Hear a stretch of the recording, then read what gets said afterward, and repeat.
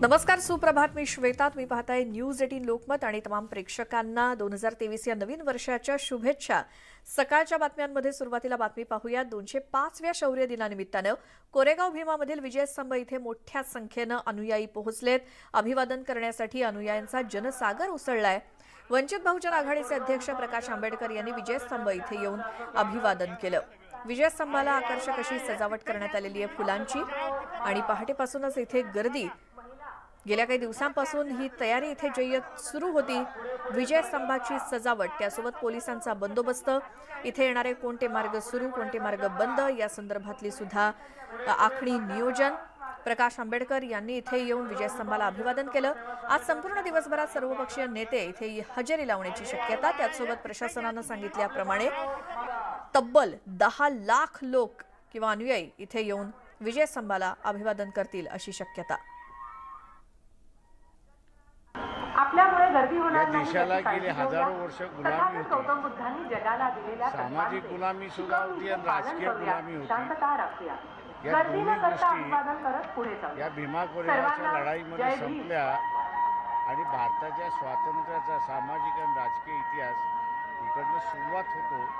त्याला अभिवादन करण्यासाठी अनेक लोक येतात सर्व भीम अनुयायांना आणि या सगळ्यांचा एक आनंदाचा दिवस आहे असं मी त्या ठिकाणी मानतो. तर भीमा कोरेगाव या ठिकाणी वंचित बहुजन आघाडीचे अध्यक्ष प्रकाश आंबेडकर यांनी येऊन अभिवादन केलं. त्यानंतर इतरही सर्वपक्षीय नेते आज संपूर्ण दिवसभरात इथे येऊन अभिवादन करतील. त्यापूर्वी पहाटेपासूनच जी काही गर्दी उसळली आहे, आज संपूर्ण दिवसभरात 10 लाख नागरिक इथे येण्याची शक्यता आहे. विजयस्तंभाला आकर्षक रोषणाई करण्यात आलेली आहे, फुलांची सजावट करण्यात आली आहे आणि तिथे फटाक्यांची आतषबाजी करून मानवंदना देखील देण्यात आली. दरवर्षी 1 जानेवारी हा दिवस शौर्य दिन म्हणून साजरा केला जातो आणि भीमा कोरेगाव इथे 205वा शौर्य दिन आज साजरा केला जातोय आणि त्यानिमित्तानं लाखो अनुयायी कोरेगाव भीमा या ठिकाणी येऊन विजयस्तंभाला अभिवादन करतील.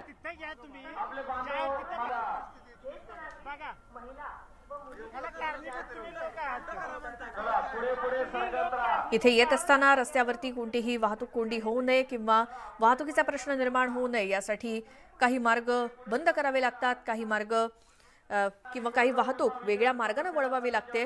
हे संपूर्ण नियोजन गेल्या कित्येक दिवसांपासून इथे पोलिसांचं सुरू असतं. त्यानुसार पोलिसांचा बंदोबस्त सुद्धा आज मोठ्या प्रमाणात आहे.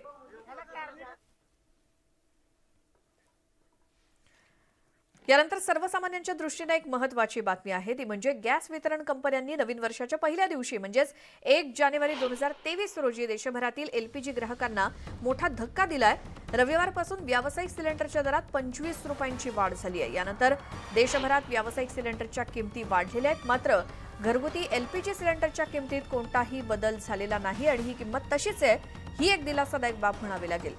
व्यावसायिक सिलेंडरच्या किमतीत मात्र वाढ झाल्यानंतर राजधानी दिल्लीमध्ये एक सिलेंडर 1769 रुपयांना, कोलकात्यामध्ये 1870 रुपयांना, तर मुंबईमध्ये 1721 रुपये इतकी किंमत व्यावसायिक सिलेंडरची झाली आहे.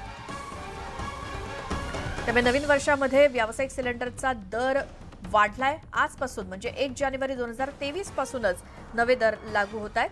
मुंबईमध्ये व्यावसायिक सिलेंडरचा दर 1721 रुपये. घरगुती एलपीजी गॅस सिलेंडरच्या दरामध्ये कोणतीही वाढ करण्यात आलेली नाही. फक्त व्यावसायिक सिलेंडरच्या दरामध्ये 25 रुपयांची वाढ आजपासून करण्यात आली आहे.